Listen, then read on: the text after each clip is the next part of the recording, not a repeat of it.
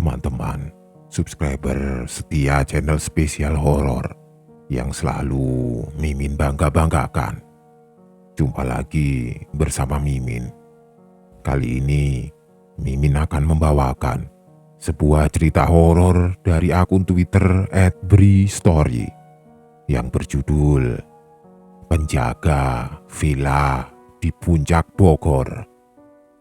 Buat kalian semua yang sudah penasaran dengan kisah horor di villa, selamat menyimak kalau kalian masih berani.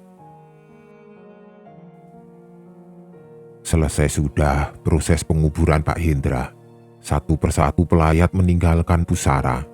Areal pemakaman yang tadinya ramai berangsur sepi.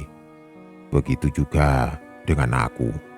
Akhirnya melangkah pergi ketika hanya tinggal beberapa orang saja. Suasana acara pemakaman selalu begini. Hawanya sedih, rasa kehilangan mendominasi. Aku terbilang sangat jarang menghadiri prosesi pemakaman. Kalau bukan keluarga atau kerabat dekat, aku tidak pernah menghadirinya. Tapi ini Pak Hendra, bukan keluarga, bukan kerabat dekat juga, tapi aku harus menghadiri pemakamannya. Hampir selama 3 bulan terakhir, 3 bulan terakhir hidupnya, Pak Hendra bisa dibilang adalah mentorku. Mentor, iya, mentor. Namaku Rahmat. Usiaku masih 22 tahun ketika semua peristiwa di Villa Puncak ini terjadi pada tahun 2008. Lahir dan besar di Cibinong, Bogor. Setamat SMA, aku tidak melanjutkan sekolah lagi, lebih memilih untuk bekerja walaupun masih serabutan. Singkatnya, pada tahun 2008, aku menganggur cukup lama. Karena memang belum ada pekerjaan yang membutuhkan tenagaku. Di tengah kejenuhan melanda, datanglah kabar baik. Salah satu tetangga menawarkanku untuk bekerja sebagai penjaga villa di kawasan Puncak Bogor. Jadi, villa ini punya bos saya, Mat. Dia orang kaya sekali. Rumah dan villanya di mana-mana. Banyaklah pokoknya. Nah, salah satunya ya di puncak itu, di daerah Cibogo. Villa ini disewakan untuk umum juga. Sengaja begitu supaya tidak terlalu kosong karena sangat jarang dikunjungi. Begitu penjelasan awal Pak Iwan, tetanggaku. Sebenarnya villa itu sudah ada yang jaga, bapak dan ibu yang sudah berumur, suami istri. Tapi sebulan yang lalu istrinya meninggal. Jadi tinggal si bapak yang menunggu dan merawat villa sendirian. Lanjut Pak Iwan. Bapak penunggu villa ini juga sudah tua dan sakit-sakitan. Jadi sepertinya kamu akan dipersiapkan untuk menggantikannya kalau dia pensiun nanti. Pak Iwan masih melanjutkan. Kata Pak Iwan juga, pemilik villa sangatlah baik orangnya. Dia selalu mengutamakan kesejahteraan orang-orang yang bekerja dengannya. Bagaimana? Kamu mau tidak? Kan tidak terlalu jauh juga dari rumah, jadi bisa pulang kapan saja. Kalau mau, biar saya bilang ke Pak Daniel. Mau? Pak Daniel adalah bos Pak Iwan. Aku yang sudah terlalu lama menganggur tidak pikir panjang lagi, langsung mengangguk setuju. Beberapa hari setelah itu, Pak Iwan datang mengabarkan lagi. Dia bilang bosnya setuju untuk mempekerjakanku atas rekomendasi baik darinya. Ya sudah, aku semakin senang dengan pekerjaan ini setelah mendengar upah yang akan aku terima setiap bulannya.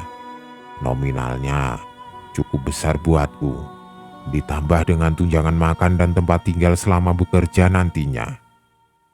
Aku ingat, waktu itu bulan Juni tahun 2008. Aku mulai bekerja sebagai penjaga villa di Cibogo, kawasan Puncak Bogor. Jalan masuk menuju villa ini tidak susah. Kalau dari arah Bogor kira-kira 10 menit dari Gadok ada pom bensin di sebelah kiri. Di situ ada belokan ke kanan. Dari belokan itu sekitar 30 menit kemudian sudah sampai.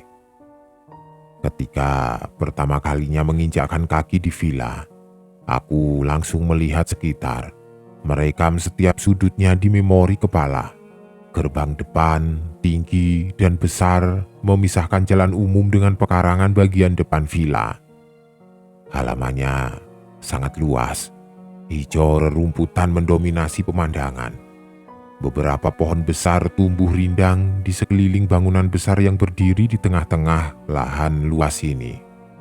Aku meyakini kalau bangunan besar itu adalah villanya.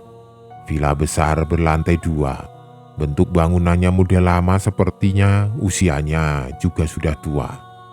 Tapi masih terlihat sangat terawat dan bersih. Di sebelah kanan ada bangunan seperti bungalow yang bentuknya memanjang, beratap tanpa dinding sekeliling. Sepertinya diperuntukkan untuk kegiatan luar ruangan. Ketika sedang asik menjelajah pemandangan, tiba-tiba pintu besar bangunan utama terbuka, lalu muncul seorang bapak dari dalam. "Rahmat ya, sini, masuk," ucap bapak itu sambil tersenyum. "Iya pak," aku menjawab sumringah. Seorang bapak bertubuh tinggi kurus berkacamata, nyaris seluruh rambutnya tertutup uban, mengenakan kemeja lengan pendek, celana panjang hitam. Setelah itu kami berkenalan. Bapak yang sangat ramah ini bernama Pak Hendra. Umurnya 69 tahun. Aku diajaknya berkeliling. Dengan sabar, beliau menjelaskan semua tentang villa ini dan segala isinya. Bangunan utama, villa 2 lantai. Di lantai dasar ada ruang tengah besar, 3 kamar tidur, 2 kamar mandi, ada dapur di belakang. Lantai 2 ada 3 kamar tidur juga, 2 kamar mandi, ruang santai keluarga, dan teras besar memanjang dari kiri ke kanan. Teras ini menghadap pemandangan pegunungan puncak yang sangat indah. Secara keseluruhan, benar tebakanku di awal tadi. Villa ini sangat bagus dan besar. Yang paling mencolok kebersihan villa dan lingkungannya membuatku terkesan. Dari sini menandakan kalau Pak Hendra orang yang sangat rajin. Di belakang villa ada bangunan berukuran jauh lebih kecil dari bangunan utama, tapi tidak terlalu kecil juga. Nah, di rumah itu nanti kamu tinggal. Kamar kamu sudah saya siapkan. Kamu tinggal masuk saja. Begitu kata Pak Hendra sambil menunjuk ke rumah itu. Lalu kami melangkah ke sana dan memasukinya. Rumah yang ukuran bangunannya nyaris sama dengan rumah orang tuaku di Cibinong. Ada ruang tengah, 2 kamar, dapur, dan 1 kamar mandi. Rumah yang sangat nyaman buatku untuk tinggal. Kamu beberes saja dulu. Saya tunggu di bungalow ya. Kita ngobrol lagi di sana, ucap Pak Hendra. Aku yang baru hanya membawa sedikit pakaian, jadi tidak terlalu lama untuk beberes. Setelah itu, keluar rumah menuju bungalow tempat Pak Hendra duduk menunggu. Jadi, nanti setiap pagi kita membersihkan seluruh tempat ini, luar dalam villa, halaman depan belakang, semuanya. Begitu kata Pak Hendra ketika kami lanjut berbincang. Intinya, tugas kami adalah menjaga villa agar tetap bersih, nyaman, dan aman. Kami juga yang akan melayani serta memenuhi semua kebutuhan para tamu penyewa villa. Kata Pak Hendra, penyewa villa paling banyak dari kalangan keluarga besar dan grup kecil kantor atau perusahaan. Sebisa mungkin, kami akan memenuhi semua kebutuhan dan keperluan para tamu penyewa yang menginap dan mengadakan acara di sini. Kurang lebih begitulah tugasku. Setelah selesai menerangkan tugas-tugas dan lainnya, kemudian Pak Hendra mulai bercerita sedikit tentang kehidupan pribadinya. Sepanjang Siang hingga sore, kami hanya duduk berbincang. Pak Hendra bercerita sambil terus menghisap rokok. Sudah berbatang-batang rokok dia habiskan sejak awal pertemuan tadi. Sangat kelihatan kalau beliau seorang perokok berat. Sudah hampir 30 tahun lamanya Pak Hendra bekerja di villa ini. Sejak orang tua Pak Daniel, sang pemilik villa, masih hidup. 30 tahun bekerja, didampingi oleh istri tercinta. Mereka tinggal di rumah kecil di belakang villa itu tadi. Berdua berdampingan, menjaga dan merawat villa. Ibu Rina, itulah nama dari almarhumah istri Pak Hendra. Tapi memang sudah garisnya, istri saya meninggal baru 1 bulan yang lalu karena sakit keras yang sudah dia idap bertahun-tahun lamanya. Begitu kata Pak Hendra dengan tatapan kosong, dibarengi dengan hisapan panjang batang rokok di tangan. Raut sedih masih tergambar jelas di garis wajah tua dan lelahnya.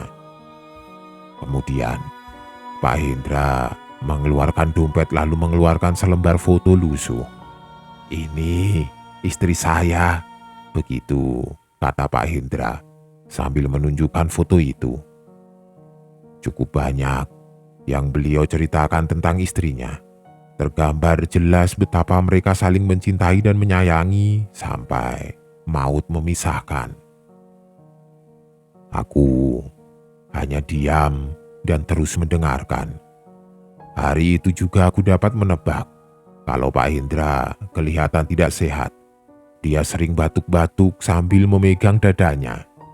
"Tidak apa-apa, sudah biasa," begitu katanya. Ketika aku bertanya tentang hal itu, "Ya sudahlah, aku hanya bisa menyarankan untuk mengurangi rokoknya." Singkat kata, mulailah hari-hariku bekerja di villa itu. Rutinitas setiap pagi, Pak Hendra selalu mengetuk pintu kamar, membangunkanku untuk sholat subuh. Setelah beribadah, kami langsung bekerja. Pekerjaan pertama adalah menyapu seluruh halaman. Banyak dedaunan kering berjatuhan dari pohon besar yang ada. Kemudian membersihkan luar dan dalam villa. Selalu seperti itu rutinitasnya. 1 minggu, 2 minggu, 1 bulan, 2 bulan berlalu tidak terasa. Aku sudah merasa nyaman dan betah tinggal dan bekerja di villa ini. Pak Hendra benar-benar orang yang baik. Sama sekali tidak pernah marah meskipun beberapa kali aku lalai dalam bekerja. Dengan candaan, kami semakin akrab. Perbincangan sudah sering diselingi dengan candaan. Tapi, yaitu, semakin hari aku semakin khawatir dengan kesehatan Pak Hendra. Batuknya kelihatan semakin parah. Beberapa kali beliau minta izin untuk istirahat di rumah saja karena badannya lemas. Benar saja, seiring berjalannya waktu, kesehatan Pak Hendra semakin menurun hingga akhirnya dia harus dirawat di rumah sakit karena sesak nafas. Akhirnya, Tuhan punya kehendak. Awal bulan November 2008, Pak Hendra mengembuskan nafas terakhir di rumah sakit. Sepeninggal Pak Hendra, aku sendirian tinggal di villa. Aku sendirian menjaga dan merawat villa. Tidak bisa dipungkiri kalau aku sangat terpukul dengan meninggalnya Pak Hendra. Ditinggal sendirian ketika sudah merasa nyaman bekerja berdampingan dengannya. Ketika kami sudah semakin dekat dan akrab. Tapi roda hidup harus terus berputar. Aku harus terus berjalan. Pemilik villa bilang dia akan mencari 1 orang pekerja lagi untuk menggantikan posisi Pak Hendra. Jadi, aku tidak akan dibiarkan lama-lama kerja sendirian. Tapi sambil menunggu orang baru datang, aku terpaksa harus bekerja sendirian. Harus tinggal di villa sendirian. Sebentar, tinggal dan kerja di villa sendirian? Ternyata tidak juga. Kenapa begitu? Karena aku sering merasakan kalau almarhum Pak Hendra dan istrinya masih ada di sini, masih di villa ini. Dalam artian sesungguhnya, aku merasa kalau mereka masih tinggal di sini. Tok tok tok tok. Iya Pak, aku menjawab ketukan di pintu kamar. Masih sangat mengantuk karena kurang tidur malam sebelumnya, lalu aku menjawab, iya Pak. Mengucek-ucek mata sebentar, melirik jam dinding, sudah hampir jam 5 subuh. Memang sudah waktunya bangun dan sholat. Beranjak dari tempat tidur, lalu aku berjalan menuju pintu untuk keluar kamar. Setelah pintu kamar sudah terbuka, aku bisa melihat isi ruang tengah. Di situ, Pak Hendra sedang berdiri melaksanakan sholat subuh. Seperti biasa, dia mengenakan baju koko kesayangannya dan sarung berwarna gelap lengkap dengan kopiah putih di kepala. Ah, Pak Hendra sudah mulai duluan ternyata. Begitu pikirku dalam hati. Aku langsung buru-buru ke belakang untuk berwudu. Setelah selesai, aku langsung melangkahkan kaki menuju ruang tengah dengan niat menyusul Pak Hendra yang sudah duluan sholat. Tapi, sesampainya di ruang tengah, aku terheran-heran karena tidak melihat Pak Hendra lagi di sana. Kemana beliau? Apakah sudah selesai sholatnya? Jantungku tiba-tiba serasa berhenti. Detik berikutnya aku terhenyak kaget, nyaris menangis ketika akhirnya tersadar. Aku baru ingat kalau Pak Hendra sudah meninggal sehari sebelumnya dan aku menghadiri pemakamannya kemarin. Kemudian, dalam sholat subuh itu, aku menahan tangis sedih. Sendirian di rumah, aku masih merasakan kehadiran almarhum.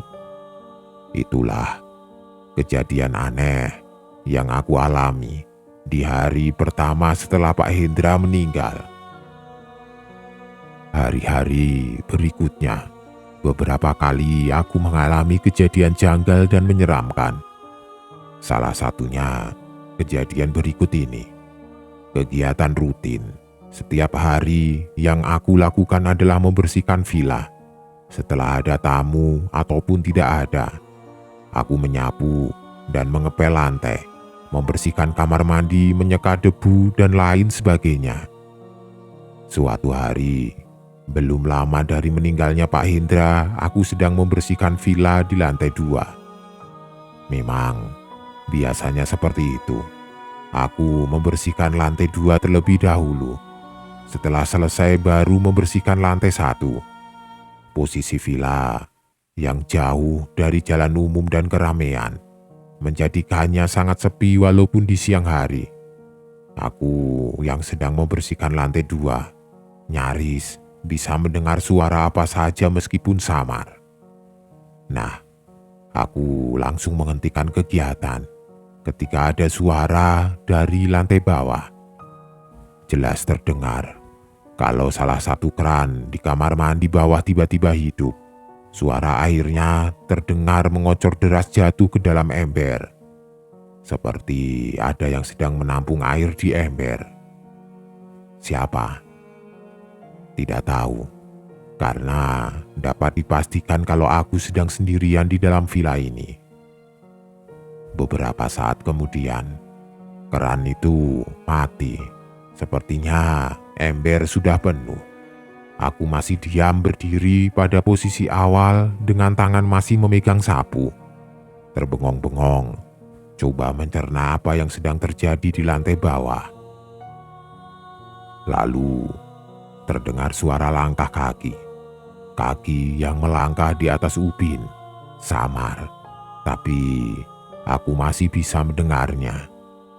Itu siapa? Semakin penasaran. Aku yang sedang berada dekat dengan pintu kaca melirik keluar. Dari kejauhan, kelihatan kalau pintu gerbang dalam keadaan tertutup. Tidak ada kendaraan yang parkir juga. Jadi, Harusnya tidak ada siapa-siapa. Lalu siapa yang sedang berada di bawah? Suara-suara terus saja terdengar. Kadang samar, kadang jelas, yang pasti sedang ada kegiatan. Suara cipratan air yang disiram ke lantai, lalu suara kain pel yang bergesekan dengan ubin. Semuanya aku dengar, seperti ada yang sedang mengepel lantai bawah. Aku yang sejak tadi berdiri diam, akhirnya memberanikan diri untuk melangkah menuju ke tangga. Di ujung atas tangga, perlahan aku memaksa untuk mengintip ke bawah. Awalnya hanya kelihatan sebagian kecil saja. Itu karena aku masih ragu. Perasaan ini campur aduk antara was-was, takut, dan penasaran. Tidak ada siapa-siapa. Aku tidak melihat apa-apa. Lalu berpindah posisi masih di ujung atas tangga, aku mencari spot yang memungkinkan aku bisa melihat dengan lebih jelas dan luas lagi. Tetap, aku masih belum melihat apa-apa. Tidak ada siapa-siapa di lantai bawah. Semakin penasaran dan semakin berani. Kemudian, aku melangkah menuruni beberapa anak tangga. Dari sinilah, akhirnya aku melihat sesuatu. Aku melihat seseorang. Aku menahan nafas, ketakutan. Aku melihat Pak Hendra sedang mengepel lantai bawah bagian belakang. Dia berjalan mundur membelakangi aku yang diam berdiri di ujung atas tangga. Dia mengenakan kemeja lengan pendek yang biasa dipakai semasa hidupnya. Terus melangkah mundur perlahan sambil kedua tangan memegang gagang kain pel. Aku terus terpana menyaksikan pemandangan itu. Sampai-sampai tidak sadar kalau sebenarnya ada yang sedang memperhatikan aku. Iya, ternyata ada sosok lain yang sedang memperhatikan aku. Di sebelah meja makan, depan lemari, ada perempuan tua sedang berdiri diam menghadap ke arahku. Aku yang akhirnya sadar kalau ada sosok lain selain Pak Hendra semakin ketakutan karena aku kenal dengan sosok perempuan itu. Aku yakin kalau dia adalah Bu Rina, istri Pak Hendra. Bu Rina berdiri diam, mengenakan baju terusan berwarna gelap, rambutnya diikat sanggul. Perlahan, dia tersenyum ke arahku, senyum ramah. Lalu aku membalas senyumnya. Sementara Pak Hendra masih terus mengepel lantai, posisinya masih membelakangiku. Cukup lama, aku diam memperhatikan. Sampai akhirnya tersadar kalau dua orang itu sudah meninggal.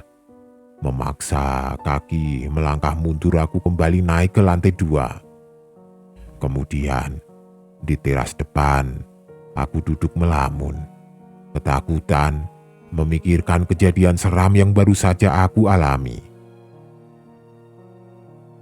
1 bulan setelah meninggalnya Pak Hendra, aku kedatangan tamu seorang pemuda yang usianya sama denganku. Dia bilang, dia diterima kerja di sini membantuku menjaga dan merawat villa. Sebut saja namanya Roni. Dia warga Bogor juga sama denganku. Singkat kata, akhirnya aku tidak sendirian lagi, sudah ada Roni yang membantu. Selama beberapa hari kerja, aku sudah bisa melihat kalau Roni sangat rajin, menyenangkan juga, enak untuk dijadikan teman mengobrol. Aku yang sudah sebulan sendirian di sini jadi cukup senang dengan kehadiran teman kerja yang baru. Tapi sayangnya, Roni bekerja hanya sekitar 1 minggu. Tiba-tiba meminta izin untuk berhenti bekerja. Tidak bisa dirayu lagi, dia bersikukuh untuk berhenti. Ya sudah, aku tidak bisa memaksa. Tapi sebelum pergi aku harus tahu apa alasannya, apa yang membuat dia pengen berhenti.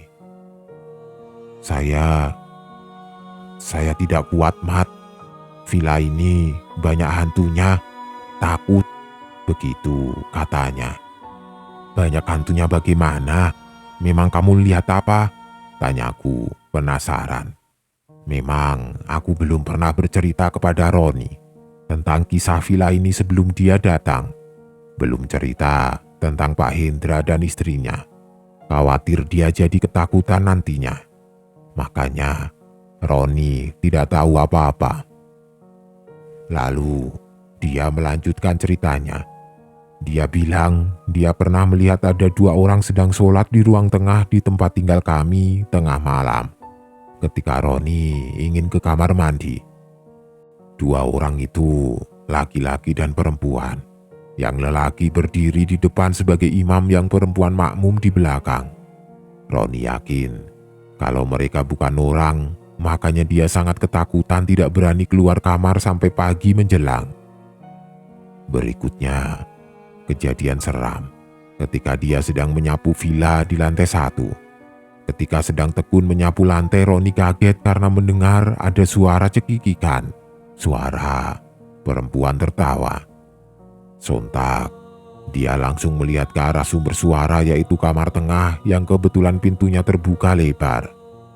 Awalnya Roni terdiam terpana, seperti terhipnotis karena melihat pemandangan mengerikan di dalam kamar. Ada seorang nenek yang sedang duduk di atas tempat tidur, rambut putihnya tergerai panjang, memakai baju terusan berwarna gelap.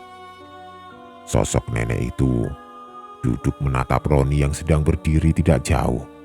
Senyum mengembang di wajah pucatnya. Sekitar kedua mata berwarna gelap, sungguh mengerikan penampakannya.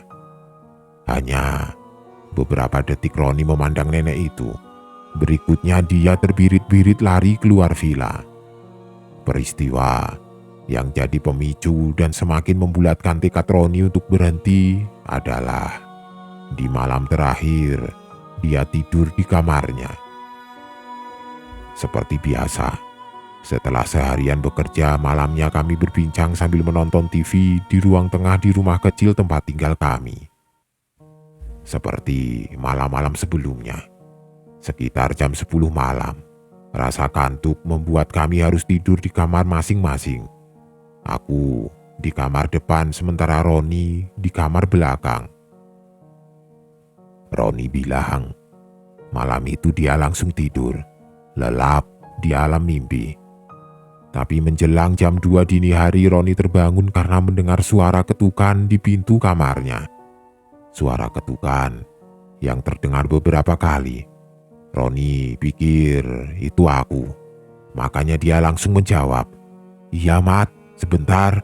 Lalu dia berjalan menuju pintu untuk membukanya. Betapa terkejutnya dia. Ternyata bukan aku yang sedang berdiri di depan pintu, tapi ada sosok bapak tua yang dia sama sekali tidak mengenalnya. Bapak itu hanya diam berdiri menatap Roni. Wajah tanpa ekspresinya jelas terlihat di keremangan cahaya. Ketakutan yang masih memenuhi isi kepala semakin membuncah ketika Roni tiba-tiba melihat ada sosok lainnya yang muncul dari bagian belakang rumah. Ada sosok ibu tua dengan rambut panjangnya berjalan mendekati Roni yang masih berhadapan dengan sosok bapak tua di depan pintu. Ibu tua itu akhirnya berhenti dan berdiri tepat di belakang si bapak tua. Mereka berdua berdiri menatap Roni yang masih saja diam dalam belenggu cekam ketakutan. Wajah mereka pucat pasi tanpa ekspresi. Tapi lambat laun, perlahan mereka mulai tersenyum. Mereka tersenyum menatap Roni dengan wajah yang sungguh menakutkan. Entah datang dari mana. Akhirnya Roni punya kekuatan untuk menutup pintu kamar, membiarkan 2 sosok menyeramkan itu tetap di ruang tengah. Sambil menangis pelan, Roni duduk ketakutan di sudut kamar. Berikutnya, suara ketukan pintu masih sesekali terdengar. Itu sebabnya Roni tidak bisa terlelap sampai pagi menjelang. Esok paginya, dia langsung membereskan barang-barang, lalu bilang kepadaku kalau ingin berhenti dan pulang hari itu juga. Aku bisa menerima dan bisa mengerti alasan yang dikatakannya, karena kamar yang Roni tempati memang dulunya adalah kamar milik almarhum Pak Hendra dan almarhumah istrinya. Begitulah beberapa kisah yang aku alami selama bekerja di villa ini. Banyak juga penyewa villa yang punya cerita seram ketika menginap di sini. Sekedar info, aku masih bekerja di villa ini sampai sekarang.